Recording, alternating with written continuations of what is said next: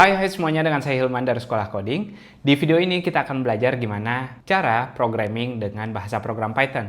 Untuk kamu yang sama sekali belum pernah belajar programming sebelumnya atau mau mencoba Python untuk pertama kali, ini akan cocok untuk kamu.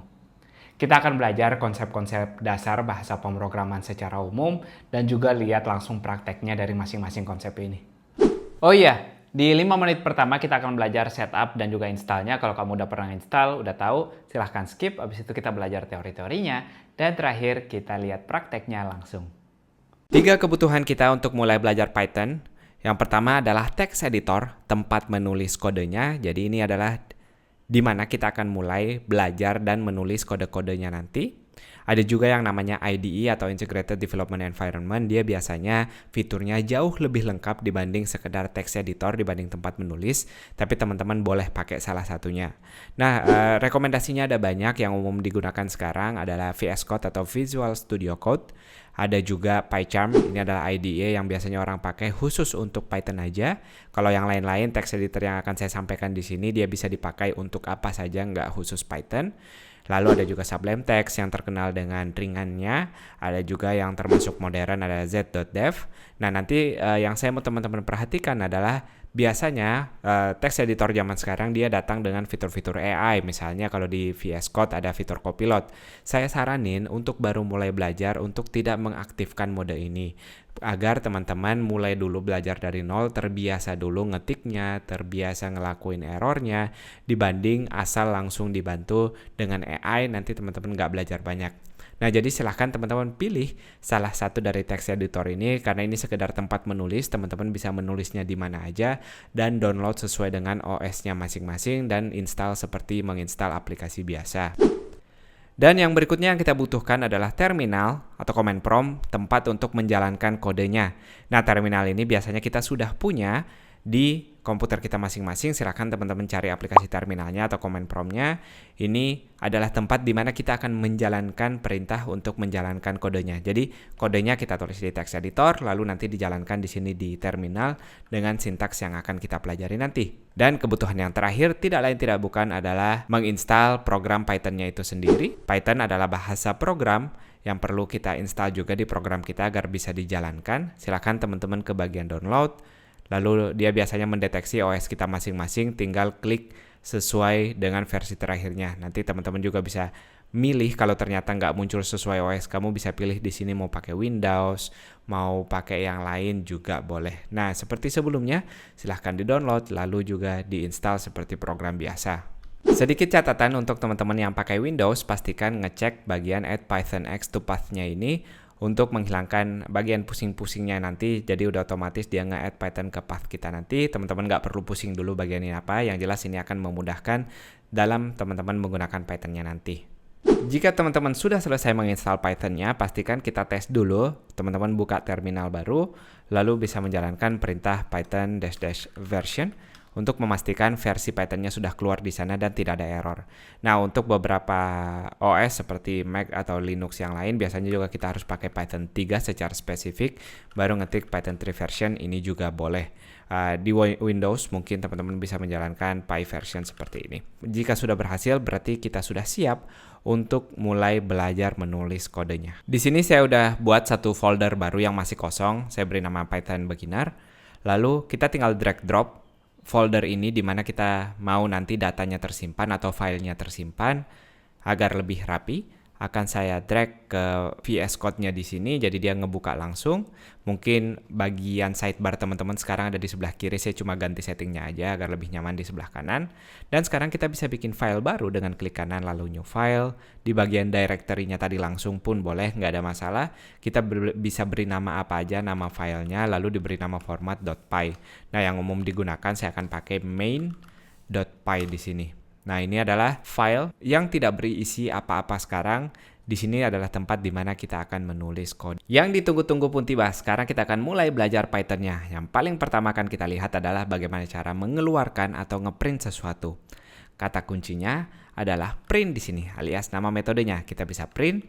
Misalnya, ini yang biasa diajarkan adalah ngeprint hello world atau kata pertama kita. Halo dunia, kita menyapa dunia dengan kata print hello world. Jadi kata print dibungkus dengan buka tutup kurung seperti ini, lalu diberi tanda petik dan masukkan teks apa saja yang teman-teman mau masukkan di sini. Bisa Hello World, bisa Hello Sekolah Coding, apapun yang teman-teman mau boleh. Sekarang kita akan coba menjalankan programnya dari terminal, aplikasi terminal yang sudah saya buka di sini. Tapi sebelum itu kita harus arahkan dulu directory-nya, pastikan kita berada pada folder yang sama sebelum menjalankannya. Ada dua cara. Yang pertama saya bisa drag drop foldernya tadi yang sudah saya buat. Saya bisa drag drop ke terminalnya, dia langsung ngasih path atau lokasi foldernya ini. Saya tinggal arahkan kursornya ke bagian awal dan kita berikan kata cd untuk mengganti directory-nya atau mengarahkan dia ke sana. Jadi tinggal tambahin cd setelah dapat full path-nya seperti ini atau lokasi full-nya di mana dia adalah urutan dari sistem sampai ke nama folder kita. Klik enter, sekarang kita sudah berada di dalam foldernya. Nah, kalau teman-teman ketik ls untuk nge-list harusnya ada nama filenya di sini dan kita sudah bisa menjalankannya. Lalu cara yang kedua, saya akan mengarahkan dia ke tempat di mana saya naruh kodenya tadi. Ya, saya taruh dia di bagian documents, di bagian code, lalu di bagian Scodev, dan terakhir di bagian Python beginner-nya. Jadi ini adalah folder di mana saya naruh kodenya, saya cd ke sana atau change directory, mengarahkan directory-nya ke sana. Sekarang saya sudah ada pada folder ini, saya sudah bisa menjalankan programnya dengan menjalankan perintah Python, lalu nama filenya yaitu main.py. Nah, ingat teman-teman mungkin menjalankannya bisa pakai Py aja atau pakai Python 3 secara spesifik. Silahkan dicoba mana yang berhasil untuk teman-teman. Tapi kalau udah selesai install Python-nya, harusnya salah satu dari ketiga cara ini bisa dijalankan. Saya akan jalankan Python spasi main.py dan teman-teman lihat berhasil ngeprint teks yang saya punya di text editor saya. Kalau kita coba ganti di sini dengan 3 tanda seru, pastikan perubahannya sekarang juga terbaca. Kalau saya jalankan lagi Python spasi main.py, berhasil dengan 3 tanda seru. Jadi apapun yang teman-teman ketik di sini bisa kita jalankan di aplikasi terminalnya nanti. Text editor, terminal, text editor, dan terminal. Nah, sedikit tips di sini kalau teman-teman seperti saya pakai VS Code. VS Code dia nyediain terminal yang bisa dijalanin langsung dari sini. Jadi kalau kita klik bagian view, lalu bagian terminal, ada shortcut-nya juga di sini. Kita klik bagian terminalnya, dia memunculkan terminal di aplikasi yang sama atau di VS Code-nya langsung. Jadi kita nggak perlu ganti-ganti tab lagi ke terminal lalu text editor, tapi bisa langsung cara tadi view terminal, bisa di close atau dimunculkan seperti tadi. Nah, ini kita bisa kecilkan kalau tidak diperlukan bagian search-nya ini. Kita fokus bagian terminalnya. Pastikan kita bisa menjalankan perintah tadi seperti sebelumnya, berhasil. Jadi kita udah bisa ngejalanin kodenya langsung di satu aplikasi yang sama tempat text editor kita atau tempat menulis kodenya. Sekarang kita akan masuk ke bagian variabel. Variabel adalah cara kita memberi nama untuk data kita, baik itu teks, angka, atau yang lainnya, agar bisa kita pakai berulang kali di bawahnya. Nah, pemberian nama ini juga penting agar kita nggak perlu berkali-kali mendeklarasikan hal yang sama. Contohnya, misalnya di sini saya punya teks ini yang mau saya print berkali-kali, saya bisa nyimpan dia di sebuah nama, misalnya saya beri nama pesan atau bahasa Inggrisnya message di sini. Saya akan beri pesannya Hello Sekolah Coding. Sekarang untuk ngeprintnya, saya nggak perlu lagi nulis Hello Sekolah Codingnya, tapi saya cukup memberi referensi message atau pesannya di sini. Pastikan kedua namanya sama, dan kalau kita coba cek sekarang, kita berhasil mengeluarkan hal yang sama. Nah, sekarang gimana kalau misalnya saya ngeprintnya berkali-kali? Saya nggak perlu lagi nulis teksnya berkali-kali, tapi cukup mereferensikan ke namanya aja seperti ini. Sekarang kita coba ganti variabelnya menjadi sebuah nama, misalnya saya beri name, di sini namanya Hilman. Nah, sekarang kita bisa mengkombinasikan teks apapun yang kita mau dengan nama tersebut. Jadi nanti caranya kita ngeprint, halo, nama saya, kita tambahkan dengan variabelnya yaitu name seperti ini. Jadi ini cara kita menggabungkan sebuah teks biasa dengan teks lainnya atau menggabungkan dengan sebuah variabel bisa dengan tanda tambah seperti ini. Nah, teman-teman bisa lihat hasilnya. Bisa tebak hasilnya maksud saya, seperti yang teman-teman lihat di sini. Halo, nama saya, tapi kok nggak ada spasi Hilman di sini. Nah, inilah programming. Programming ini dia bukan mengeluarkan atau menghasilkan apa yang kita mau, tapi dia akan menghasilkan apa yang kita program atau apa yang kita ketik. Kalau kita secara spesifik tidak ngasih tahu saya mau ada spasi di sini, maka dia pun hasilnya akan berdempetan. Karena itu, kita harus melakukan persis apa yang kita mau, yaitu memberikan spasi. Sekarang saya bisa ngasih tahu, oke, sudah ada spasi di antara nama dan teks sebelumnya. Jadi ini cara teman-teman menggabungkan sebuah nama dan juga sebuah teks dan juga sebuah variabel. Nah, teman-teman boleh bikin lebih dari satu nama, misalnya brother's name, Andy misalnya. Kita bisa bikin teks baru di sini, nama saudara saya. Kita bisa pakai variabel kedua yaitu brother's name, kan, halo nama saya Hilman dan nama saudara saya Andy. Nah, jadi teman-teman bisa memberi nama yang benar-benar relevan dengan apa yang mau kita masukkan di sini. Jadi jangan sekedar misalnya ini nama, kita ngasih nama variabelnya teks, misalnya yang ini teks 2 misalnya. Nah, ini kurang jelas apa yang dia wakili. Usahakan nama variabel itu selalu benar-benar mewakili apa sih nilai yang ada di sampingnya. Nah, sekarang kita akan melihat apa aja sih aturan dari pemberian nama variabel. Kalau di Python kita boleh pakai underscore, misalnya di sini, ini nama penulisannya adalah camel case, tapi kita juga bisa menulis pakai underscore di mana kita bisa pakai memisahkan cara bacanya dengan underscore jika ada dua kata seperti ini boleh, ini valid. Jadi sekarang pastikan menyesuaikan nama yang kita gunakan, kalau enggak, kalau misalnya kita sengaja nih ngelihat, dia error. Nah, jangan takut. Selama teman-teman melakukan programming, pasti akan ketemu error. Itu sangat-sangat normal, jangan panik. Nah, ini contohnya kalau ada error seperti ini, kita ngelihat, kita baca baik-baik, name error, nama brother's name tidak di-define atau tidak diketahui. Apakah yang kamu maksud brothers underscore name? Nah, di sini dia ngasih tahu kalau ternyata si nama variabel ini tidak dikenali di sini. Nah, di sini kita bisa ngecek, oh iya betul. Ternyata si brothers name ini belum ada dideklarasikan di sini. Yang ada adalah brothers underscore name. Jadi nama variabel harus benar-benar spesifik ketika digunakan. Kita coba lagi jalankan, sekarang sudah berhasil. Nah, teman-teman bisa ketik clear untuk membersihkan terminalnya agar tidak terlalu bertumpuk. Sekarang selain underscore di sini, underscore di awal juga boleh, tidak ada masalah. Ini juga adalah sintaks yang valid. Ketika saya bilang sintaks itu adalah cara penulisan sebuah bahasa program. Jadi sintaksnya Python misalnya akan berbeda dengan sintaksnya JavaScript, sintaksnya PHP, dan seterusnya. Jadi semuanya punya cara penulisannya masing-masing. Kita juga bisa ngasih huruf besar, misalnya name seperti ini juga boleh. Kalau saya kasih nama di sini Ramadan misalnya, kita lihat dulu apa hasilnya, apakah ini error atau valid. Oh, ternyata tidak error, valid, tapi nama Ramadan tidak muncul. Kenapa? Karena ternyata di Python dia membedakan antara huruf besar dan huruf kecil. Jadi ini tidak sama dengan ini. Kalau teman-teman sekarang pakai name di sini, dia akan dikonsider sebagai sebuah variabel yang berbeda. Nah, jadi teman-teman hati-hati dalam menggunakan huruf besar, huruf kecil. Secara umum ketika kita naruh variabel, kita akan pakai huruf kecil seperti ini. Biasanya kalau kita punya huruf besar, dia menandakan sebuah konstanta atau sesuatu nilai yang tidak berubah. Jadi ini seperti clue kepada programmernya, oh ada huruf besar semua nih, berarti kemungkinan nilainya ini tidak berubah. Misalnya kita masukin PPN, misalnya pajak yang nilainya 0,15 atau berapapun itu. Ini biasanya nilai yang tidak mau kita ubah, kita kasih clue-nya dengan huruf besar semua. Yang jelas yang perlu teman-teman tahu kalau penamaan atau pemberian huruf besar, huruf kecil itu sangat berpengaruh di sini. Sifat variabel itu bisa berubah. Jadi kalau misalnya di sini saya punya name Hilman yang pertama, tapi kalau berikutnya saya ganti misalnya namanya jadi Ana, maka sekarang yang akan muncul nama Ana. Teman-teman juga boleh masukin angka, tapi tidak boleh di awal. Misalnya name 2 di sini boleh, ini valid, kita boleh masukin name 2 seperti ini, berhasil. Tapi kita nggak boleh masukin angkanya di awal, 2 name.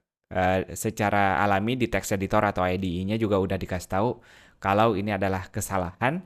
Jadi ada garis merahnya yang teman-teman lihat di sini. Pada saat teman-teman jalankan pun, teman-teman bisa expect di sini akan ada syntax error atau kesalahan dalam penulisan sintaksnya. Nah, jadi teman-teman perhatikan aja, oh dia ngasih petunjuk nih, di sini error, oh berarti ada kesalahan. Kita juga tidak dibolehkan memberikan garis seperti ini. Ini juga nggak boleh, ini tidak valid. Kita coba dulu, tidak boleh. Jadi garis atas tidak boleh, tanda minus. Satu lagi yang tidak boleh adalah nama spasi. Jadi kalau saya pakai spasi di sini, ini nggak boleh ya, ini tidak valid, sudah jelas di sini kita ditandai kalau ini akan error. Teman-teman pastikan berhati-hati untuk mengetahui aturan-aturan main, apa yang diperbolehkan dalam pemberian nama variabel dan apa yang tidak boleh. Pada text editor kita dibolehkan membuat komentar. Komentar adalah bagian yang bisa kita lihat di teks editornya tapi tidak dieksekusi oleh program. Cara menulis komentar kita mulai dengan tanda pagar seperti ini di Python, lalu kita bisa menulis apapun yang kita mau. Misalnya contohnya belajar Python di sini. Jadi ini hanya untuk visual aja, untuk kita lihat aja, tapi nggak akan ngaruh dengan apapun yang akan kita lakukan pada programnya, seperti yang teman-teman lihat di sini. Dia nggak error, dia juga nggak kenapa-napa, nggak dimasukkan dan lainnya. Nah, di sini contohnya saya mau masukin komentar ini untuk ngebagi bagian pelajaran kita, misalnya di sini untuk belajar variabel. Nah, jadi si komentar ini banyak kegunaannya. Dia bisa dimasukkan untuk belajar seperti ini. Dia juga bisa dimasukkan ketika ada bagian kode yang secara intuitif tidak begitu jelas. Ketika kita bekerja dengan orang lain, kita bisa memberikan penjelasan. Misalnya, ini contoh sederhana ya. Print gabungan nama dan nama saudara saya. Nah, ini contoh komentar yang valid juga, tapi tentu kita nggak perlu memberikan setiap barisnya komentar, terutama yang untuk sudah jelas. Kita biasanya hanya memberi komentar ketika bagiannya tidak jelas atau perlu penjelasan tambahan. Nah, pada saat memberi materi, kita juga bisa pakai untuk membagi sesinya, jadi biar lebih enak aja visualnya, biar lebih enak dibagi. Sejauh ini kita hanya bermain dengan tulisan atau teks. Nah, di bahasa program, mereka biasanya disebut string. String adalah salah satu jenis tipe data atau data type di sini yang ada pada bahasa program. Nah, jadi string adalah istilah tipe data yang kita pakai untuk menuliskan string. Nah, ada lagi tentunya tipe data yang lain, misalnya number atau angka-angka di mana biasanya ada integer, float, dan lainnya. Nah, contohnya di sini kita masukin angka umur, saya masukin umur 30. Sekarang kita lihat apakah bisa kita print juga seperti sebelumnya. Untuk mempermudah saya akan hilangkan variabel teks yang kedua di sini. Saya akan masukkan umur saya, lalu diikuti dengan age-nya di sini. Nah, kita lihat, teman-teman lihat di sini ada kesalahan. Ternyata kita nggak boleh ngeprint angka seperti itu aja. Kita harus menggabungkannya atau mengubahnya menjadi string terlebih dahulu kalau ingin di-print. Nah, tapi kalau kita mau ngeprint langsung tidak digabungkan ke teks sebelumnya, ini boleh, ini valid seperti yang teman-teman lihat. Nah, ini adalah tipe data kedua, adalah tipe data angka, tapi kalau kita sekali lagi kalau mau digabungkan dengan string, maka kita perlu convert nilainya terlebih dahulu. Caranya cukup mudah, kita tinggal pakai metode yang namanya str, dan kita bungkus nama variabelnya di dalam tanda kurung, seperti ini. Nah, jadi ini caranya kalau kita mau menggabungkan atau ngeprint angka yang digabungkan dengan teks, maka sekarang kita harusnya tidak ngelihat error lagi seperti ini. Jadi dia berhasil ngeprint nama dan juga angkanya. Ini adalah tipe data yang kedua yang kita pelajari, yaitu angka. Dimana yang seperti saya bilang tadi ada yang namanya integer atau biasa disingkat dari int. Tapi kalau dia nilainya ada koma-koma, dia biasanya kita sebut sebagai float. Contohnya misalnya height-nya, tingginya di sini saya kasih 170,5. Nah, komanya di sini kita bukan pakai tanda koma, tapi tanda titik. Ini untuk menggambarkan angka float atau angka yang punya angka di belakang koma. Kita pastikan kalau kita ganti variabelnya jadi height di sini, tetap dibungkus di string agar bisa kita print, kita juga berhasil ngelihat angkanya seperti biasa. Nah, untuk ngelihat sebuah tipe data, kita bisa ngeprint dengan bantuan metode type di sini.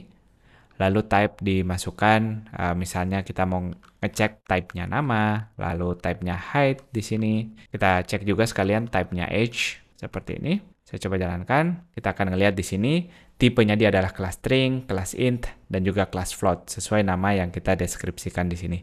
Nah, jadi di bahasa program akan ada banyak tipe data, yang basic-basicnya ini seperti yang kita lihat, dia bisa berupa string, bisa berupa angka, angkanya bisa jadi angka bulat, atau juga angka yang ada di belakang koma yang kita sebut sebagai float. Mumpung kita belajar seputar angka di sini, kita akan coba bermain dengan angka. Kita akan lihat gimana caranya ngelakuin operator matematika biasa yang ada di dunia nyata dalam bahasa program. Contohnya, saya punya angka 1 di sini, saya beri nilai 100, dan angka 2 kita beri nilai 50. Nah, kita bisa langsung melakukan operasi matematika, misalnya angka 1 dikurangi angka 2, lalu di bawahnya kita belajar tanda tambah. Untuk mengalih, kita pakainya tanda bintang. Dan untuk membagi kita pakainya garis miring seperti ini. Ini adalah operator matematika biasa yang kita lihat di kehidupan nyata. Bisa kita praktekkan juga di bahasa program ini. Seperti yang teman-teman lihat, hasil pengurangan 100 kurang 50, hasil penjumlahan 100 tambah 50, hasil perkalian 100 kali 50, dan hasil pembagian 100 dibagi 50. Nah, jadi operator matematika seperti ini bisa kita lakukan juga di sini. Ada satu lagi yang umum digunakan, bahasanya adalah modulo. Modulo itu dia menggunakan tanda persen, ini adalah sisa hasil. Nah, jadi kita lihat di sini misalnya 100 dibagi 50. Kalau dia dibagi sisa berapa sih? Ternyata sisanya tuh 0 karena hasilnya rata. Berbeda kalau misalnya saya pakai angka 51 di sini. Hasil modulonya di sini adalah 49. Kenapa 49? Karena 51 hanya bisa satu kali untuk kurang dari 100. Tapi kalau dia udah 2 kali, maka sekarang kalau udah 2 kali berarti dia udah 102 angkanya sekarang, artinya udah lebih dari 100. Jadi kita cuma bisa membaginya satu kali dan sisanya kita kembalikan atau modulonya kita kembalikan seperti ini. Tentu bisa juga kita mengkombinasikannya. Saya akan kembalikan 50 biar angkanya lebih mudah.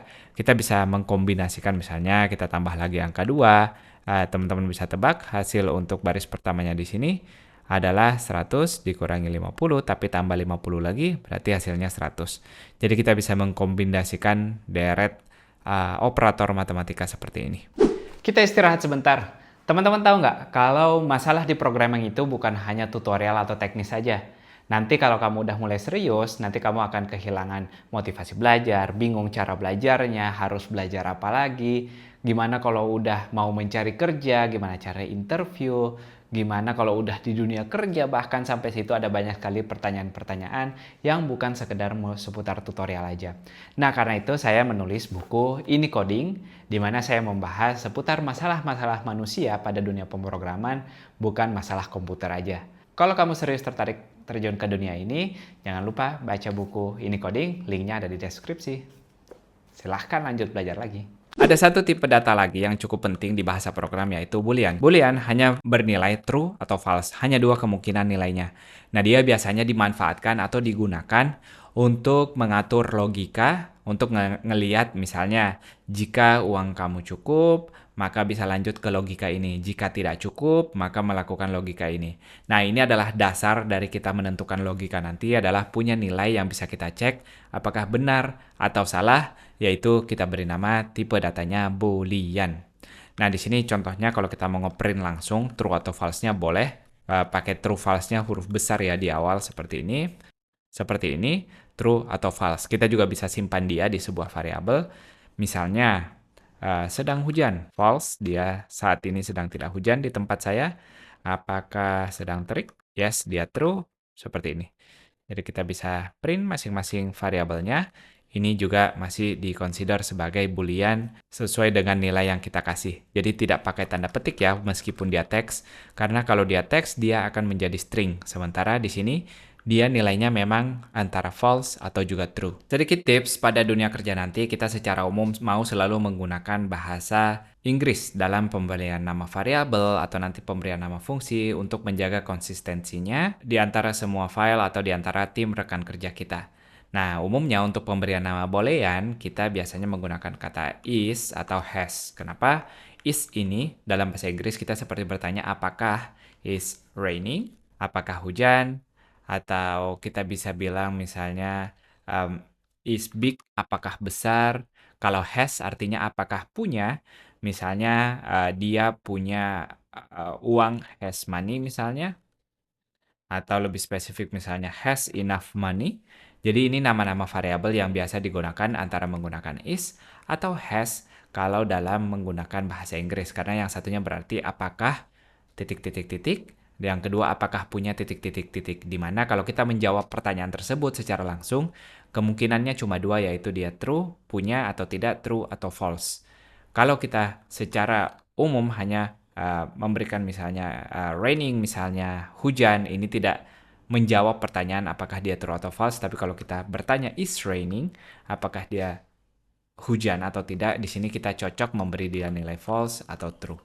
Itu dia tips pemberian namanya dalam bahasa Inggris. Selanjutnya, tapi masih nyambung dengan pelajaran boolean sebelumnya, kita akan belajar menentukan kondisi dari program kita dengan menggunakan conditional. Nah, conditional menggunakan kata kunci if atau jika, dilanjutkan dengan syaratnya di sini.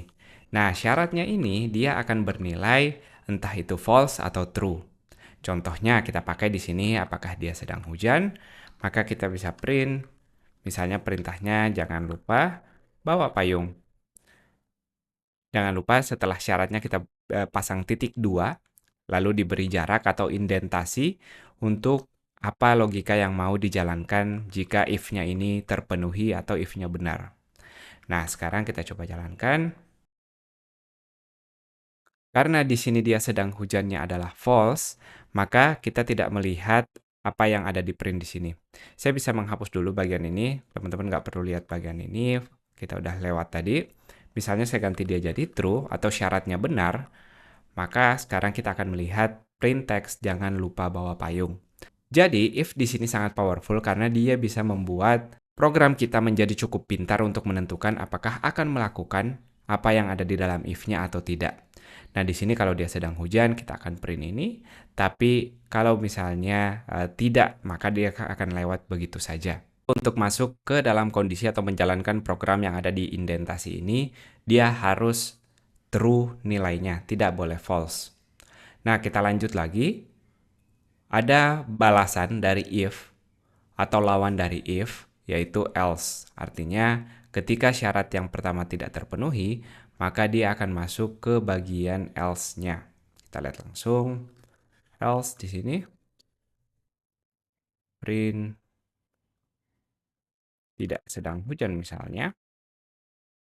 Nah, kita masih lihat yang pertama, belum ada yang berubah. Tapi kalau kita ganti nilainya sedang hujan menjadi false, maka sekarang tulisannya tidak sedang hujan. Nah, jadi ketika kondisi if terpenuhi atau dia true nilainya, maka dia akan masuk ke bagian blok ini yang ada di antara if dan else-nya. Tapi kalau tidak, maka kita akan masuk ke else-nya. Seperti yang teman-teman lihat sebelumnya, if itu dia boleh berdiri sendiri.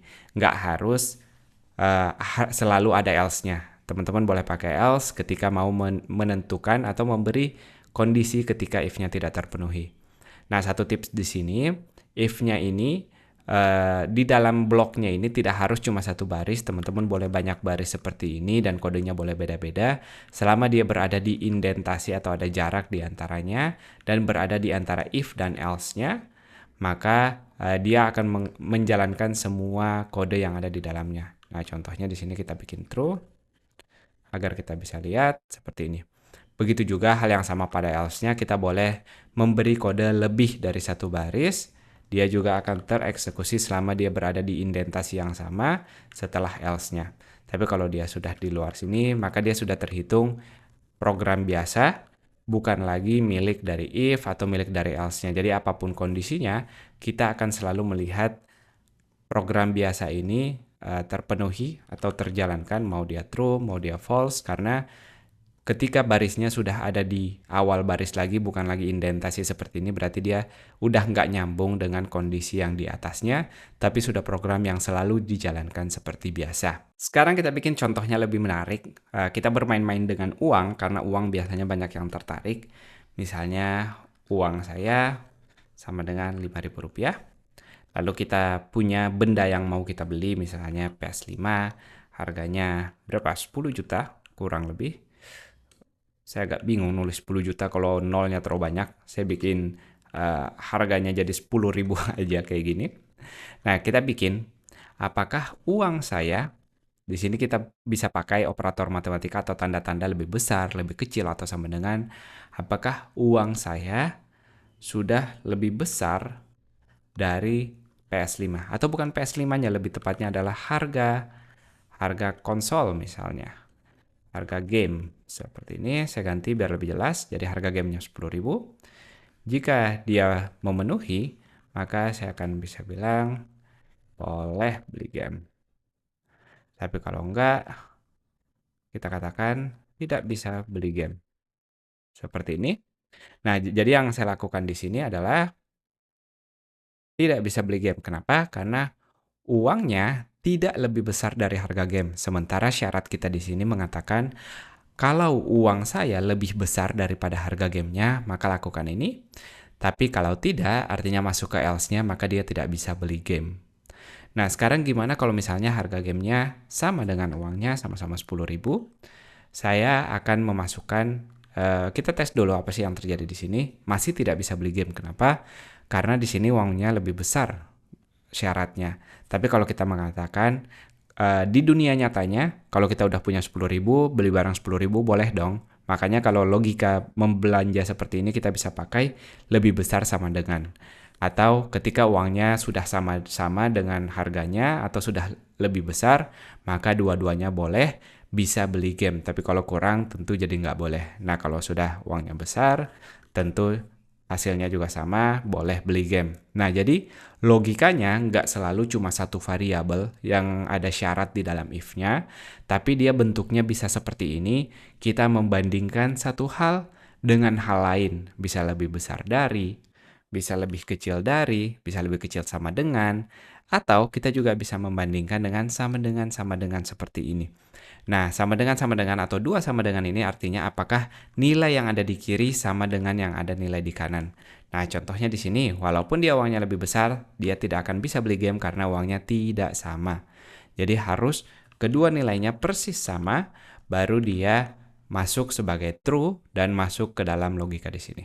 Ada juga logika negasi atau ketika dia tidak sama dengan, caranya kita pakai tanda seru seperti ini.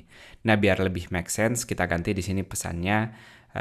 Kalau misalnya uangnya tidak sama dengan harganya, berarti kita tulis ada kembalian dong kalau harganya beda sama uangnya. Tapi kalau dia sama, maka tidak ada kembalian di sini. Tidak ada kembalian. Nah, menurut teman-teman sekarang hasilnya apa? Langsung aja kita tes. Ini tidak ada kembaliannya karena uangnya sama atau syarat ini tidak terpenuhi. Tapi gimana kalau misalnya uangnya jadi 20.000? Artinya uangnya tidak sama dengan harga game. Kalau betul pernyataan ini berarti dia true. Kalau true dia masuk ke sini, maka sekarang ada kembaliannya. Jadi selain lebih besar, lebih kecil sama dengan ada juga negasi atau tanda seru seperti ini. Selain kondisi simple seperti ini, ada juga yang namanya multi condition ketika kita memberi kondisinya lebih dari satu. Kita bisa gabunginnya pakai kata and atau or seperti ini. And atau or, di mana and artinya dan. Kalau dan berarti kedua syaratnya harus terpenuhi. Kalau or artinya cukup salah satunya aja. Nah, contohnya di sini, kondisi ketika kita mau beli game bukan hanya uangnya cukup, tapi ada waktu juga. Misalnya di sini ada waktunya, saya bikin true, atau kita punya waktu untuk bermain. Maka di sini selain uangnya sudah lebih besar dari dan sama dengan harga game, kita juga bisa menambahkan syarat and, kata kuncinya, dan dia punya waktu untuk bermain. Nah, kalau dia ada, maka dia bisa bermain game. Kalau dia tidak, maka dia tidak bisa bermain game. Silahkan teman-teman tebak hasilnya. Bisa bermain game karena dia punya waktu. Tapi gimana kalau syarat keduanya kita bikin false? Maka sekarang dia tidak bisa lagi bermain game karena salah satu syaratnya tidak terpenuhi. Jadi dalam multi condition kita akan melihat lebih dari satu syarat, artinya kalau teman-teman mau tambah lagi satu syarat di sini, silahkan disambungkan dengan kata kunci penyambungnya entah itu and atau or.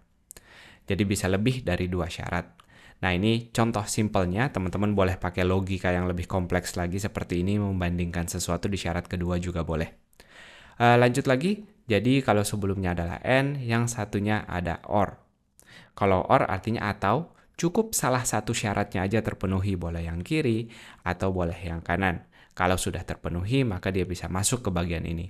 Nah, contohnya sekarang meskipun dia false di sini, tapi kalau kita jalankan, dia bisa bermain game karena salah satu syaratnya sudah terpenuhi, yaitu yang sebelah kiri sini. Begitu juga sebaliknya, kalau misalnya syarat ini salah, artinya sekarang ini tidak terpenuhi karena uangnya tidak lebih kecil, uangnya di sini lebih besar, dan dia false juga, maka sekarang dia menjadi false atau tidak bisa bermain game. Cukup salah satu syaratnya tidak terpenuhi, maka akan masuk ke else-nya di sini. Nah, jadi itu dia kalau teman-teman mau menggunakan lebih dari satu kondisi pada satu if seperti ini.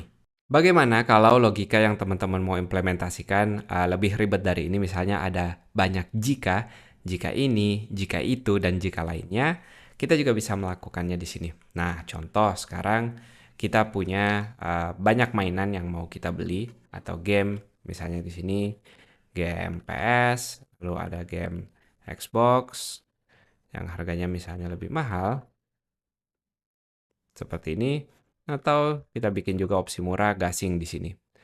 Nah, misalnya kita mau ngecek satu-satu di sini yang mana yang cocok untuk kita beli, kita bisa pakai if uang saya sudah lebih besar sama dengan dari game PS, maka eh, nge- saya akan beli game PS ini. Nah, dasarnya kita bisa melakukan seperti ini berkali-kali. Game Xbox, lalu gasing, kita pakai gasing, dan di sini game Xbox. Nah, kita coba jalankan. Berhasil karena semua uang kita memenuhi. Jadi, beberapa if boleh dipasang dalam satu program seperti ini. Nah, tapi sebenarnya kalau kita total di sini harga-harga gamenya di sini, harga mainannya, sebenarnya uang kita nggak mencukupi. Nah, jadi sebenarnya logikanya di sini bisa kita balik. Gimana kalau kita bilang jika uangnya cukup untuk beli harga yang pertama, maka dia cukup beli yang pertama aja. Tapi kalau nggak cukup, kita cek lagi barang yang kedua. Kalau barang kedua cukup, beli barang kedua. Kalau masih nggak cukup, baru barang ketiga yang termurah. Nah, di sini kita bisa pakai yang namanya else if. Else if ini adalah gabungan dari else if atau jika.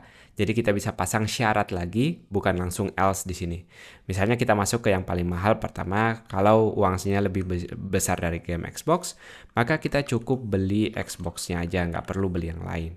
Nah, tapi kalau ternyata nggak cukup, kita cek syarat keduanya, apakah uang saya cukup untuk beli game PS-nya. Kalau cukup, maka kita akan print beli game PS. Nah, satu lagi, kalau masih nggak cukup, kita bisa masuk ke else terakhir, karena cuma 3 syarat di sini, tapi kalau lebih bisa teman-teman pasang else lagi, berarti cukup untuk beli gasing di sini. Seperti ini. Kita coba pasang. Oh ya, tapi belum tentu. Kalau uang kita nggak cukup, sebenarnya kita bisa pasang satu lagi di sini untuk gasingnya secara spesifik. Seperti ini. Kalau uangnya nggak cukup, baru kita masuk ke else. Kalau uangnya tidak cukup beli apapun. Seperti ini, kasihan sekali. Kita coba beli. Oh, kita berhasil beli Xbox, tapi hanya beli Xbox aja yang di print. Kenapa? Karena yang lain-lainnya meskipun uangnya memang cukup untuk membeli PS, membeli gasing, uangnya cukup, tapi dengan menggunakan if ini kita hanya masuk ke syarat pertama aja. Jika dia sudah memenuhi, maka programnya berhenti di situ, dia nggak akan lagi ngecek if-nya atau ngecek else-nya. Nah, ini cocok untuk logika seperti ini ketika teman-teman mau salah satu logikanya aja yang terpenuhi, nggak mau tiga-tiganya. Sekarang gimana kalau misalnya uangnya 11.000? Artinya si Xbox-nya nggak cukup, tapi cukup untuk beli PS. Maka kita bisa ekspektasi berhasil beli game PS di sini. Begitu juga dengan kalau uangnya cuma 2.000. Dan kalau cuma Rp500 misalnya, maka kita nggak bisa beli apapun. Nah, jadi selain if dan else biasa, kalau kita mau masukkan banyak kondisi lain dan kondisi berlapis istilahnya, kita bisa pakai else if di sini. Masih bermain dengan logika, kali ini saya akan mengenalkan satu permainan logika yang namanya match case di sini. Mirip dengan if else, tapi ketika kita mau membandingkan satu nilai dengan beberapa variabel lain atau beberapa nilai lain, kita bisa pakai ini untuk sintaks yang lebih cantik. Namanya match case. Kita akan lihat langsung contohnya di sini. Ini adalah program hari, di mana kita ngecek kalau dia harinya 1 atau day 1, maka dia adalah Monday, Tuesday, Wednesday, dan seterusnya. Atau Senin, Selasa, Rabu, sampai hari Minggu. Nah, kita coba jalankan di sini. Monday. Kalau kita ganti jadi 7, maka dia akan jadi Sunday. Jadi cukup salah satu syaratnya aja terpenuhi, maka dia masuk ke case-nya ini.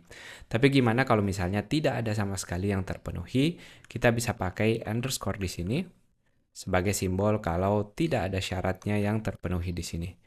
Misalnya print no day, atau teman-teman boleh print apapun, misalnya hari ke-10, maka di sini nggak ada lagi atau no day.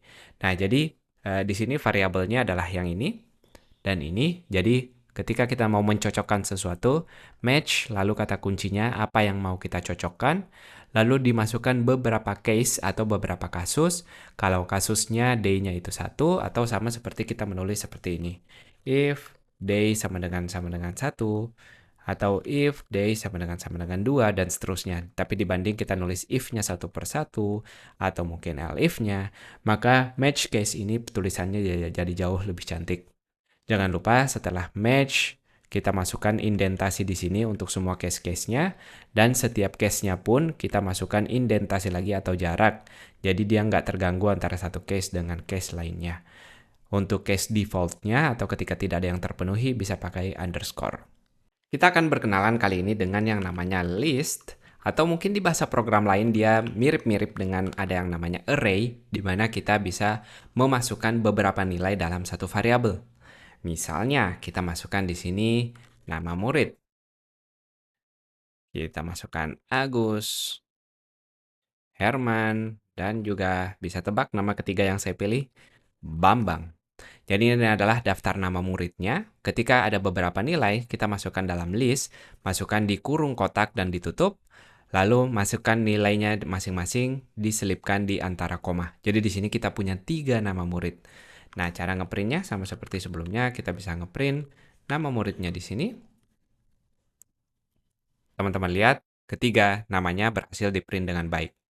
Nah, sekarang gimana kalau saya cuma mau ngeprint salah satunya? Kita bisa masukkan kurung persegi juga, lalu dimasukkan indeks atau angkanya. Kira-kira kalau saya masukkan angka 1 di sini, yang mana yang diprint? Teman-teman bilang Agus, mari kita lihat jawabannya adalah Herman.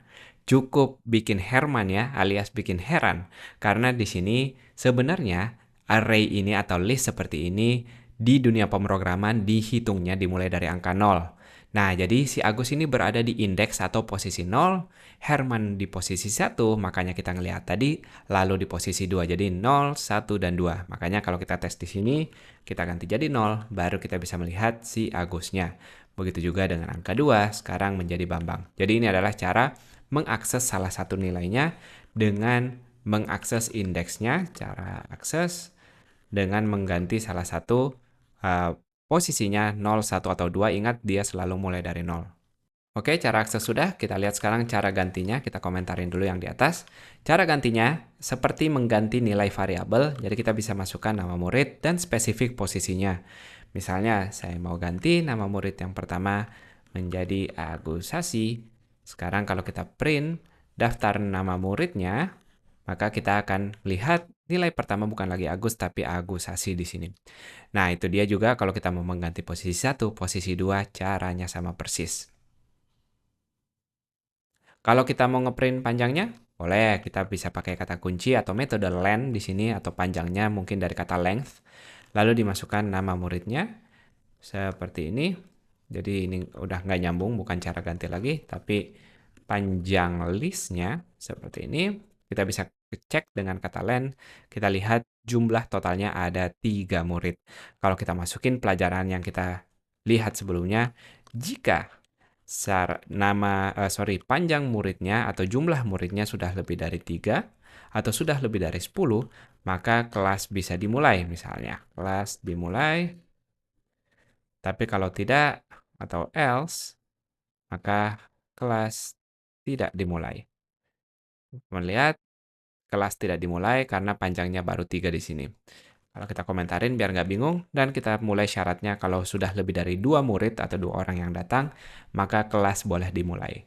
Nah, ini contoh cara kita memanipulasi nilai list, cara mengambilnya, cara mengambil panjangnya, dan juga memasukkan dia ke sebuah kondisi. Masih ada hal yang seru yang bisa kita lakukan di list ini, yaitu cara menambahkan data baru, nama murid, dimasukkan dengan kata append atau ditambahkan, lalu kita masukkan di sini apa yang mau kita tambahkan.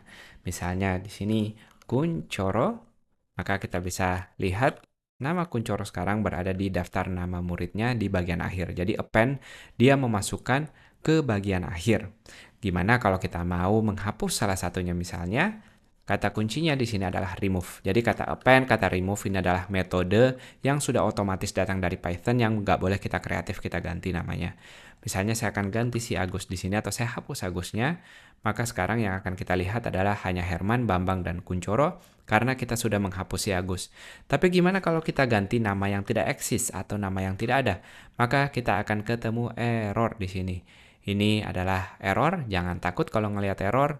X not in a list, kita cukup baca errornya. Pada saat kita mencoba meremove atau memasukkan sesuatu, sayangnya namanya atau X-nya ini tidak ada di list. Jadi biasakan kita membaca error, tidak usah panik ketika programnya tidak berjalan dengan baik. Kita lihat lagi contoh menguji. Misalnya kita mau ngecek apakah ada kuncoro di listnya. Maka kita bisa katakan if apa yang mau kita cari in, kata kuncinya bahasa Inggris di dalam, berada di dalam nama muridnya, maka kita bisa bilang kuncoro hadir Bu misalnya. Nah, kalau enggak, maka dia tidak akan terprint di sini. Tidak ada yang terprint karena kuncoro tidak hadir. Kalau kita masukkan kuncoro, entah itu kita masukkan di sini, atau kita pakai metode append tadi juga boleh. Nah, sekarang di sini kuncoronya udah ada, berarti sekarang berhasil kuncoro hadir. Nah, jadi kalau teman-teman mau ngecek apakah ada sebuah nilai di dalam list, kita bisa pakai kata kuncinya lalu kata in di sini. Saya mau kasih tahu juga, selain list, ada juga yang namanya tuple di Python. Bedanya apa sih? Bedanya kalau tuple ini, dia nggak bisa diubah nilainya. Nah, sekarang cara penulisan tuple, kalau sebelumnya kurung persegi untuk list, maka kurung bulat seperti ini atau kurung biasa untuk mendeklarasikan tuple. Jangan lupa seperti sebelumnya. Ini dia. Jadi sekarang hanya dengan mengganti jenis kurungnya kita mengubah yang sebelumnya list menjadi tuple. Bedanya apa sih? Kalau si tuple ini saya nggak bisa lagi memanipulasi nilainya. Saya ganti jadi agusasi, maka tidak bisa di print lagi nama muridnya di sini. Kita lihat harusnya sih akan error duluan muncul seperti yang teman-teman baca di sini. Oops, ada error. Tuple object tidak bisa assign item atau nggak boleh memasukkan nilai. Jadi kita tidak bisa memanipulasi nilai tuple. Jadi kalau daftar item teman-teman tidak boleh diubah lagi, maka teman-teman harus pakai tuple di sana. Tapi kalau dia mau fleksibel, boleh diubah. Kita harus pakai list atau dengan kurung persegi seperti ini. Masih ada dua jenis collection lain yang ingin saya perkenalkan secara sekilas. Yang pertama adalah set. Set ini bedanya dia tidak terindeks, jadi nggak ada 0, 1, 2, 3, kita nggak bisa akses seperti itu. Cara penulisannya dia dengan kurung kurawal seperti ini. Jadi dia perbedaannya mereka itu cuma pembungkus-pembungkusnya aja. Ini kalau teman-teman yang lihat kurung kurawal ini, dia berarti dia jenis set. Dimana kalau set itu kita nggak bisa akses dia melalui 0, 1, 2, 3. Jadi silahkan pikirkan kapan kasusnya teman-teman butuh mengakses dia secara spesifik lewat posisi indeksnya seperti ini. Itu bisa pakai list atau tuple. Tapi kalau set nggak bisa. Jadi contohnya kalau kita jalankan, nggak bisa karena dia doesn't support assignment. Kita nggak bisa masukin ke beberapa ini atau ngeprint juga nggak boleh. Kalau di set, print seperti ini juga harusnya tidak boleh. Seperti yang teman-teman lihat, tidak bisa. Lalu selanjutnya apa? Apa dong yang bisa kita lakukan? Yang pertama, kita bisa memasukkan. Jadi kalau kita nggak peduli ordernya, kita bisa pakai set. Misalnya kita cuma mau memasukkan aja yang baru, yang namanya kuncoro. Ini boleh seperti ini. Kalau kita mau menghapus juga boleh. Pakai remove, tapi langsung namanya secara spesifik. Kita remove. Seperti ini boleh. Jadi kita lihat langsung daftar nama muridnya di akhir. Sisa Herman, Bambang, dan Kuncoro. Jadi bedanya set itu aja. Kita nggak bisa mengakses ke posisi tertentu. Nah, saya akan kembalikan sekarang collection kita ke list biasa dengan kurung persegi seperti ini. Kita mau belajar gimana sih cara ngeprint mereka satu persatu secara otomatis tanpa masukin nama murid kosong, nama murid 1, 2, 3, dan seterusnya. Nah, gimana kalau dia listnya ada 100, tentu capek dong ngeprint dia satu persatu. Untung aja ada yang namanya loop, atau spesifiknya di sini for loop, di mana kita bisa mengulangi sesuatu secara otomatis. Nah, di sini kalau kita mau ngeprint isinya, kita bisa pakai for, lalu kita bisa masukkan nama barunya, misalnya item di sini, in nama murid, maka kita bisa print itemnya satu persatu. Kita akan coba jalankan, teman-teman ngelihat dia ngeprintnya per baris, Agus, Herman, Bambang, Kuncoro, tanpa kita spesifik masukin angka 0, 1, 2, 3, 4, dan seterusnya. Nah, di sini yang perlu diperhatikan, biasanya kalau dalam bahasa Inggris, kalau kita punya list seperti ini, kita pakai masukannya namanya plural, karena dia lebih dari satu. Jadi kalau sebelumnya name, kita bisa pakai names misalnya, seperti ini. Lalu untuk nama singularnya yang kita print, kita bisa pakai ambil nama tanpa pluralnya, atau nama singularnya di sini name. Jadi name in names, names atau plural biasanya menunjukkan ke list atau beberapa data. Lalu singularnya di sini ini yang biasanya dijadikan nama, versi singularnya untuk di print di dalamnya. Hasilnya sama persis, nggak ada yang berubah, cuma best practice-nya aja. Mumpung kita ada di tema loop, saya akan memperkenalkan loop lainnya, namanya adalah while loop. Ini nggak ada hubungannya dengan collection secara spesifik. Saya akan kenalkan aja yang namanya while loop di sini. Jadi while loop ini adalah cara pengulangan yang kita pakai kata kunci while di sini. Jadi while, lalu syaratnya, baru kita mau melakukan apa, misalnya ngeprint sesuatu di sini. Nah, sebagai contoh, yang paling mudah kita pakai angka, misalnya kita punya angka dimulai dari angka 1, dan kita mengatakan selama angkanya ini, dia lebih kecil dari 5 misalnya. Selama dia lebih kecil dari 5, maka saya mau ngeprint angkanya sekarang, seperti ini. Dan hati-hati, kalau kita cuma ngelakuin ini, dia nanti programnya akan stuck atau akan ada endless loop, loop yang tidak berakhir. Kenapa? Karena numbernya nggak pernah berubah, dia selalu 1, terus maka dia akan selalu benar syaratnya seperti if, kondisi ini, while, kondisi. Ketika kondisinya angkanya lebih kecil dari 5, di mana itu betul terus, maka dia akan ngeprint terus tanpa berhenti. Nah, ini menjadi masalah. Teman-teman harus selalu perhatikan kapan dia berhenti. Nah, kalau di sini contohnya kalau dia angka, biasanya kita masukin number plus sama dengan 1, atau ini adalah cara penulisan singkat dari number sama dengan number plus 1.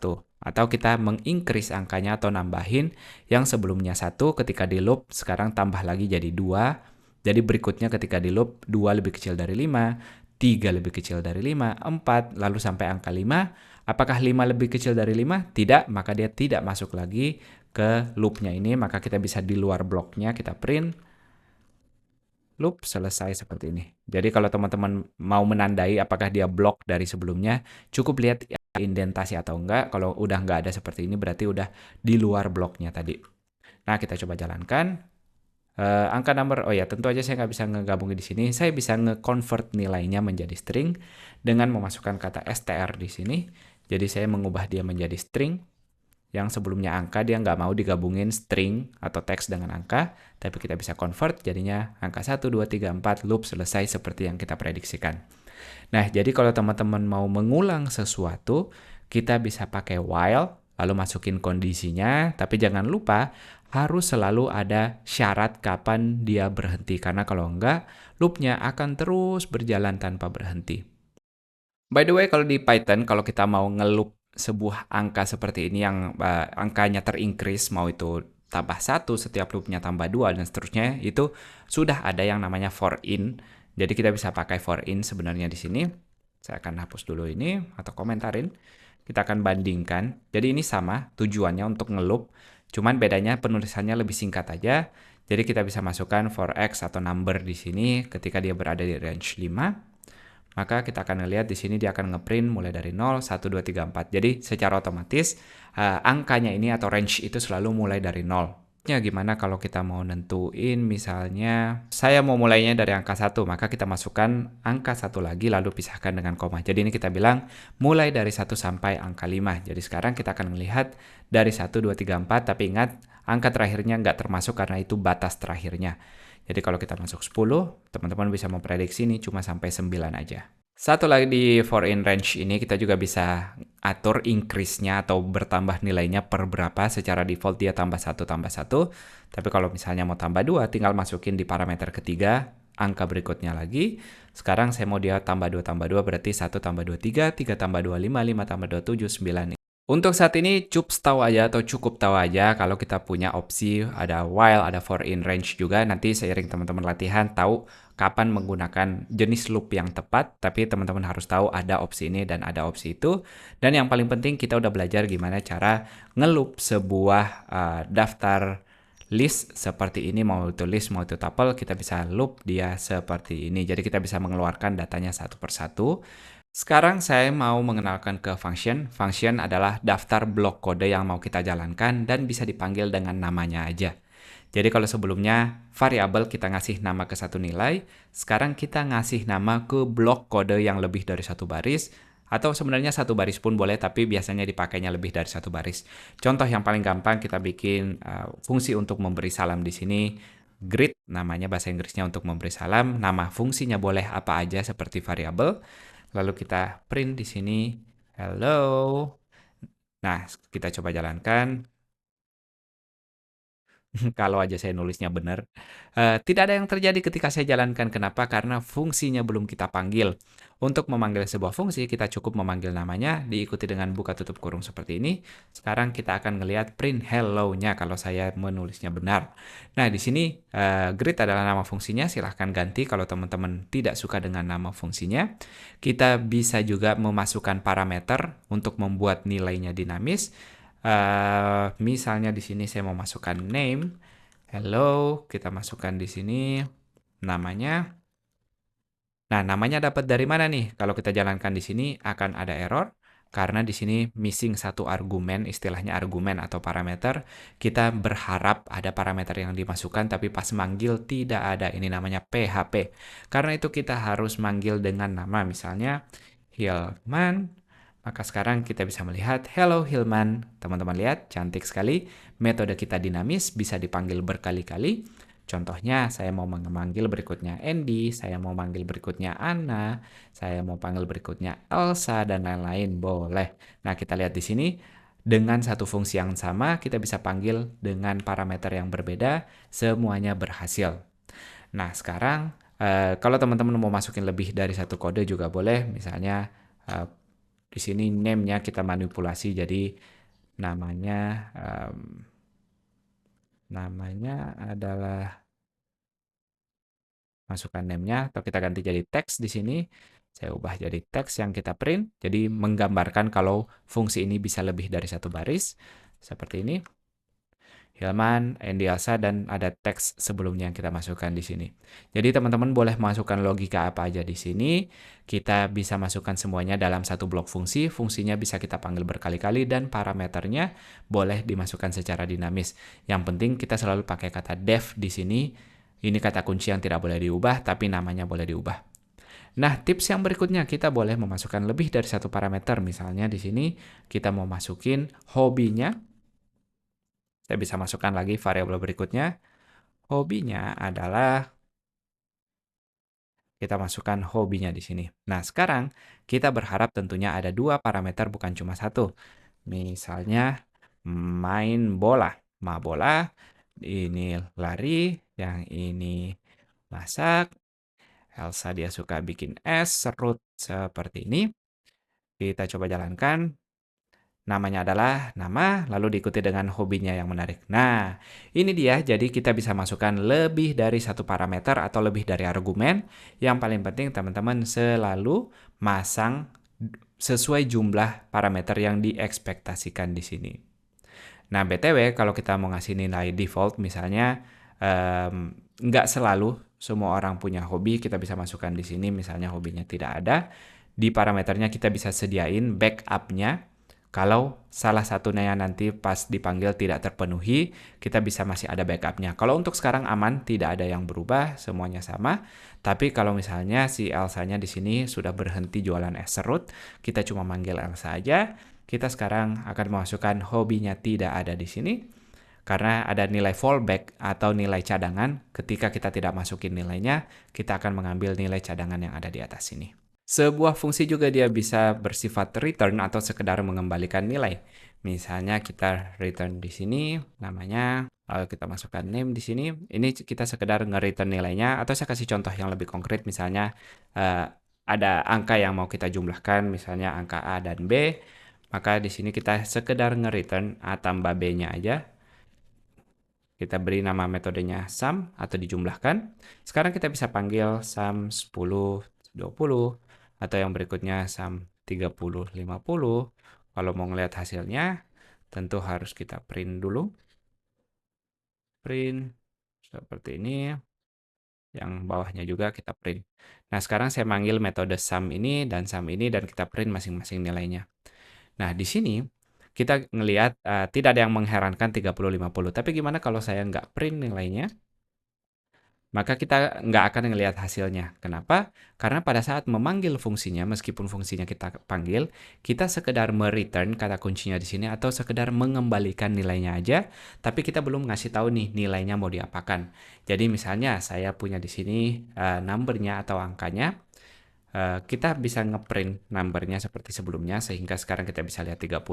Tapi kalau kita tahu nih, setelah mengambil fungsi kita belum tentu mau ngeprintnya langsung. Bisa jadi numbernya mau kita manipulasi. Misalnya saya mau dikali 100, baru dikali numbernya yang di atas, baru kita print. Nah, ini cocok seperti ini ketika fungsinya kita sekedar mau menjalankan tugas tertentu aja tapi belum tentu ngeprint atau belum tentu menyelesaikan tugasnya di sana. Karena bisa jadi saya punya angka yang kedua dan yang mau saya manipulasikan beda di sini. Misalnya di sini number 2 seperti ini. Jadi sekarang angka kedua sama, saya mau sum juga misalnya dengan angka yang berbeda di sini. Tapi setelah itu saya nggak mau langsung ngeprint, tapi saya mau lakukan hal lainnya. Nah, di sini cocok kita sekedar mereturn atau mengembalikan nilainya dulu. Nanti terserah nilainya mau diapakan, tergantung yang manggilnya masing-masing. Tentu return sama seperti sebelumnya, nggak harus cuma satu blok kode aja. Kalau teman-teman mau melakukan hal-hal lain di sini, misalnya summary, bukan summary, number, misalnya di sini kita lakukan B minus A, lalu di sini yang kita return adalah number, ini juga boleh seperti ini. Ini random aja, bukan contoh spesifik, cuma random aja kalau kita bisa masukin lebih dari satu angka. Jadi ini dia, jenis fungsi itu bisa kita fungsi biasa, kita manggil sesuatu langsung, atau bisa dia bersifat return juga mengembalikan suatu angka. Sebelum kita masuk ke banyak latihan-latihan, saya ingat utang saya untuk menjelaskan dictionary. Jadi dictionary ini dia seperti kita membuat sebuah objek dan objeknya ini punya sifat-sifat atau kata kunci yang unik beserta nilainya. Contohnya kita mau bikin sebuah Pokemon seperti ini. Di Pokemonnya punya nama, dia punya tipe Pokemon dan juga punya level. Ini kita masukkan dictionary. Dictionary-nya ini kita pakai kurung kurawal dan isinya bukan seperti list atau set di mana kita masukkan Pikachu, electric, 25, tapi kita masukkan kata kuncinya yang secara spesifik seperti ini. Pisahkan dengan titik 2, nilainya di sebelah kanan, antara satu nilai dengan nilai kita pisahkan dengan koma. Jadi ini satu sifat, sifat lain, dan sifat lain lagi. Kita coba jalankan si Pikachu-nya atau Pokemon-nya. Tidak ada yang spesial, kita sekedar ngeprint seperti ini. Tapi gimana kalau kita mau mengakses secara spesifik salah satu datanya, kita pakai kurung persegi diikuti dengan namanya di sini. Misalnya di sini kita pakai Pokemon's name. Hi. Seperti ini, biar lebih jelas. Nah, Hi Pikachu, kita bisa mengakses secara spesifik salah satu datanya seperti ini. Dan kalau kita mau mengubah salah satunya, misalnya levelnya saya mau ubah, dia naik level menjadi 30 misalnya. Sekarang saya mau ngeprint, si Pokemonnya harusnya udah berubah atau secara spesifik levelnya yang kita mau print, harusnya sekarang berubah menjadi 30 bukan lagi 25. Nah, jadi seperti list, seperti tuples, seperti list, kita bisa mengubah nilainya tapi bukan berdasarkan posisi atau indeksnya 0, 1, 2, 3, tapi berdasarkan kata kunci yang kita pakai. Jadi kalau kasusnya teman-teman nanti butuh ada kasus yang butuh objek seperti ini di mana kita mau memasangkan kata kunci yang unik dan nilainya, maka di situ kita pakai dictionary. Hai teman-teman, jangan lupa luruskan punggungnya dulu, boleh berdiri sejenak karena sebentar lagi kita akan masuk ke bagian latihannya. Siap-siap, mari kita mulai. Kita mulai latihan kita yang pertama, menggabungkan kondisi if-else di dalam sebuah fungsi. Nah, contohnya di sini kita akan ngetes, cek status drivernya, di mana kita masukin apakah dia pakai jaket ojolnya, dan apakah aplikasinya aktif atau enggak. Nah, ini kita bisa mainkan nanti kalau dia true atau mau false true false, dan lainnya. Yang jelas, syarat di fungsi yang kita panggil ini, dia menguji apakah dua-duanya dipakai. Kalau dua-duanya dipakai, driver aktif, siap narik. Tapi kalau jaketnya dipakai, maka kalau tidak terpenuhi, yaitu aplikasinya tidak menyala, tapi jaketnya dipakai, drivernya standby, tapi belum buka aplikasinya. Kalau yang lainnya, dua-duanya tidak terpenuhi, berarti drivernya istirahat. Kita cek kasus yang pertama, driver aktif, siap narik. Sekarang kalau jaketnya dipakai, tapi aplikasinya belum dinyalain, dia baru standby. Tapi kalau dua-duanya tidak aktif, maka sekarang drivernya istirahat santai dulu. Nah, ini contoh kasus kita yang pertama. Lanjut ke contoh aplikasi berikutnya. Misalnya kita mau hitung ongkir. Jadi kita bikin fungsi yang namanya hitung ongkir. Yang perlu dimasukkan untuk menghitung ongkos kirim adalah kota dan juga berat barangnya. Lalu kita bikin dictionary. Tarif per kilogramnya misalnya Jakarta segini, Bandung segini, Surabaya segini. Berikutnya kita bikin kondisi.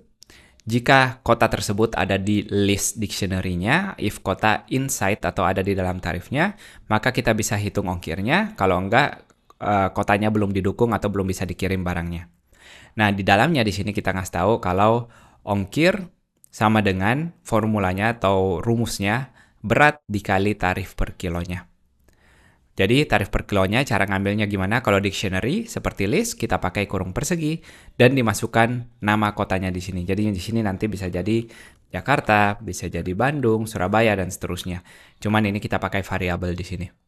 Dan selanjutnya ongkir ke kota untuk masukkan beratnya rupiah. Nah, cara penulisan seperti ini yang dimana kita masukin F di awal stringnya di antara printnya di sini. Jadi print F, lalu tanda petik semua string di sini kalau kita pakai ada kurung kurawal di dalamnya, ini berarti variabel yang mau kita gabungkan. Kalau sebelumnya kita belajar pakai tanda plus, misalnya ongkir ke kota seperti ini, baru tanda plus, baru kota. Nah, sekarang tulisannya lebih praktis biar nggak perlu plus, kita pakai kurung kurawal di dalamnya. Ini artinya ada variabel yang mau kita print, karena kita pakai kota, berat, dan ongkir, semuanya berasal dari variabel-variabel ini. Oke, kita coba yang pertama kalau kita hitung ongkir ke Bandung. Ongkir ke Bandung 3 kg dikali 12.000, 36.000, logikanya berhasil. Sekarang kita tes untuk Jakarta dan juga untuk Surabaya. Kilonya juga boleh dibeda-bedakan, misalnya 5 kilo, 10 kilo, dan kita tes satu lagi untuk kota yang belum disupport, misalnya Makassar. Teman-teman lihat, kotanya belum didukung, tapi yang lain mengkalkulasikan rumus kita dengan baik. Nah, ini untuk contoh kasus yang kita kedua, di mana kita menggunakan dictionary dan juga logika di dalam sebuah fungsi. Contoh berikutnya kita akan menampilkan sebuah menu dari sebuah list. Nah, di sini menu warung kopi kita. Lalu kita bikin fungsi tampilkan menu. Yang pertama kita print dulu daftar menunya. Lalu kita masukkan atau kita loop item yang berasal dari menunya ini satu persatu. Ini cukup simple, seperti ini. Jadi fungsi untuk menampilkan sebuah menu, di mana menunya bisa teman-teman bisa bikin dinamis. Misalnya menunya kita bikin menjadi sebuah variabel di sini. Jadi sekarang menu saya bisa seperti ini. Seperti ini juga sama hasilnya. Kalau kita ganti menu, misalnya sekarang dia menjadi Indomie goreng, Indomie rebus, dan Indomie telur kornet. Siapa yang nggak suka ini? Kita jalankan, ada dua menu yang kita tampilkan di sini. Jadi ini dia, array pun bisa kita masukkan menjadi sebuah parameter seperti ini. Sorry, list mungkin teman-teman familiar ya, bukan array. Next, kita akan simulasi bikin war ticket. Jadi misalnya ada tiket yang harus dibeli. Kita pertama punya stok tiket. Misalnya stoknya kita bikin 3 doang stok tiketnya. Lalu nanti kita akan pakai fungsi input. Jadi kalau teman-teman pakai fungsi input ini, kita akan di prompt atau memasukkan nama nanti. Jadi ini lebih interaktif ketika kita pakai input. Pakai input, nanti kita masukin namanya, terus namanya tersimpan di variabel yang di sini. Nah, berikutnya kita simpel ngecek berapa stok tiketnya. Kalau stok tiketnya lebih dari 0, maka kita beli, tapi jangan lupa, biar dia stok tiketnya nggak sama terus, karena ini adalah sebuah stok, maka kita harus menguranginya dengan 1. Ingat, penulisan ini sama seperti stok tiket sama dengan stok tiketnya dikurangi 1 seperti ini. Ini hanya penulisan singkatnya aja, minus sama dengan 1. Sama seperti plus sama dengan 1 pada saat kita belajar loop. Nah, kalau nggak ada, kalau ketika sudah habis atau sudah 3 kali, maka tiketnya udah habis. Kita coba langsung, mungkin 2 aja, nggak usah terlalu lama. Kita coba jalankan programnya.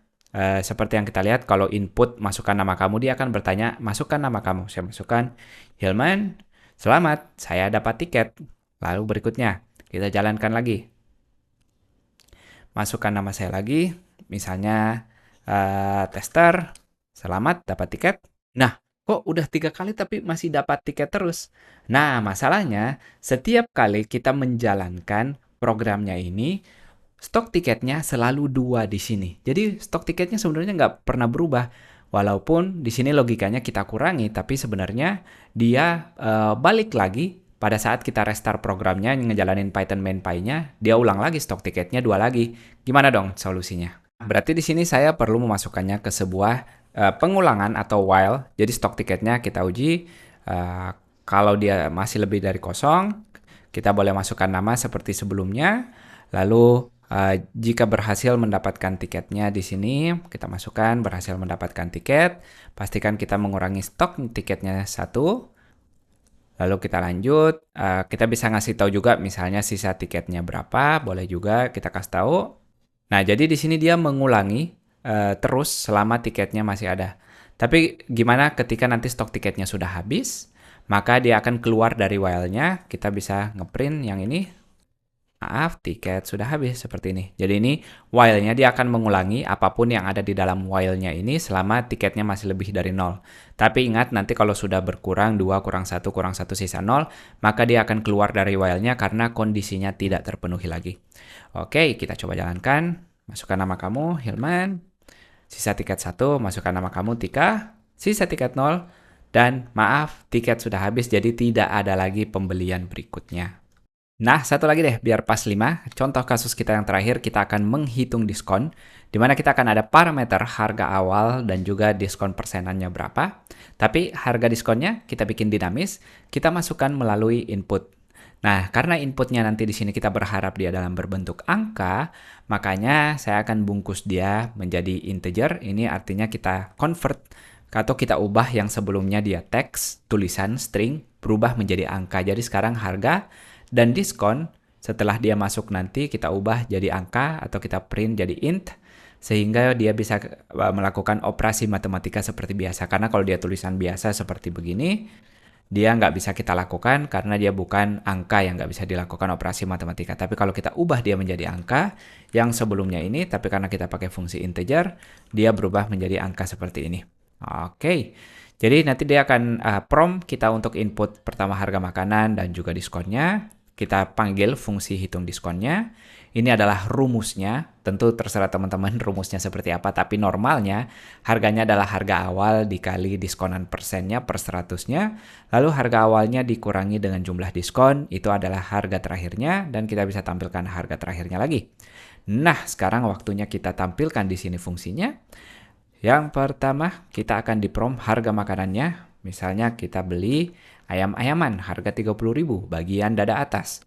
Lalu dimasukkan diskon persenannya karena baru buka dia diskon besar-besaran 50%. Manis sekali harga setelah diskon dari 30.000 15.000. Kita coba sekali lagi. Harga masukan makanan sekarang kita beli kopi kekinian 28.000. Lalu dimasukkan diskonnya karena udah lama diskonnya pelit aja 1% aja. Berhasil sisa 27.720. Nah, itu dia teman-teman contoh-contoh kasus kita pada Python. Itu dia teman-teman, sudah 1 jam lebih kita belajar bahasa program Python-nya. Jangan lupa untuk baca ini coding kalau kamu tertarik serius masuk ke dunia pemrograman. Di sini kita bahas hal-hal non-tutorial atau non-teknis yang akan kamu temui selama kamu berpetualangan di sini. Itu dia, semoga teman-teman belajar banyak. Jangan lupa sempatkan waktunya sebentar di kolom komentar. Kamu boleh memperkenalkan diri kamu atau kalau kamu punya pertanyaan seputar dunia coding silahkan dilempar di sana juga. Sampai jumpa di video-video lainnya. Dadah!